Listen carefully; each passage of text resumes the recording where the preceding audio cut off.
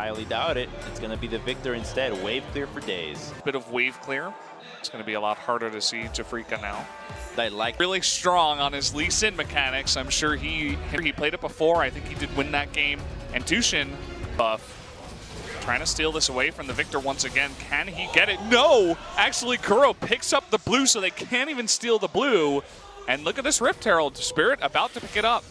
Great distraction from Afrika to go for the blue buff while they're doing the Herald. However, Kuro does pick it up, and this means that the Herald power will actually be diminished. Okay, looking for something here onto Faker. He does have his flash still. There's the Abyssal Voyage too. Oh, and he gets the Cocoon. Spirit able to line that up. Showing up big this time on the Elise. Picks up first blood. As soon as we let down, the game picks right back up, and that's going to be tier 1 going down to them. Here comes Herald taking down this objective. It's a 3-man push with only Lulu collapsing with a red buff here. There it is. Great Cocoon there from Spirit, and Faker just did not account for the mobility that Elise gets from those Moby boots. It's definitely massive there. Faker not even using his flash. Okay, we got a fight up here in the top lane, extremely close. Untara looks like he has the advantage, but the rest of the team of Afrika able to rotate up into the top lane. There's that repel onto Untara. Spirit with another kill on his Elise. Inches. Micro. Oh, I guess I forgot the unit. I don't know what the unit is in empirical. What's smaller than inches? Base with 1 Baron push, and that's the last thing you want to see. Okay, they're looking to trade a kill here onto Bang for that turret. Kuro is here too.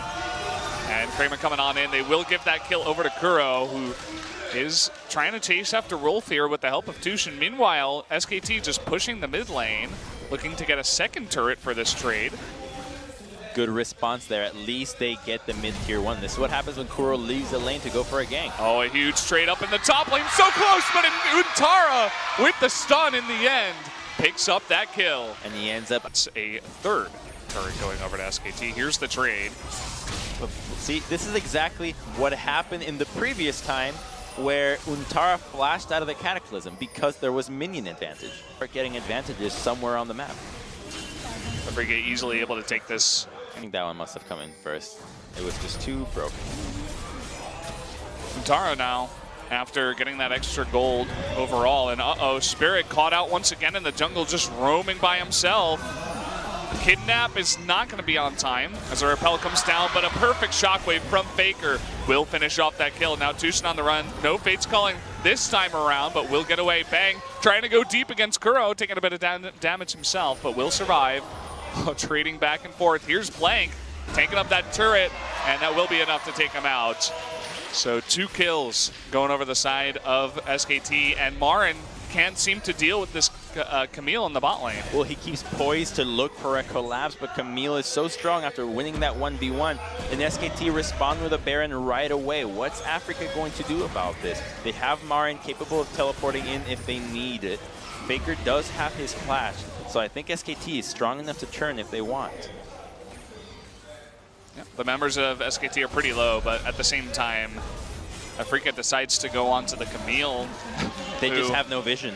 Yeah, they can't go to the Baron, so they decide to go for this, but with the hook shot, oh man, the flash coming out from MaRin, missing Untara, and they don't get the kill either.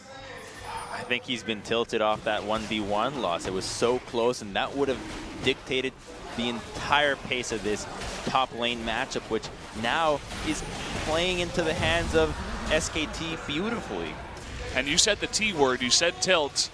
It's looking a little bit like it. It's lack of consistency, and it seems like they've just fallen apart into the mid game, and SKT just doing SKT things. 2 inhibitors going down, and I have to think that the big turning point for this game was when they went for the Abyssal Voyage dive onto the bottom side, where Kuro left the mid lane and lost control, and once that mid lane turret went down, it was all over.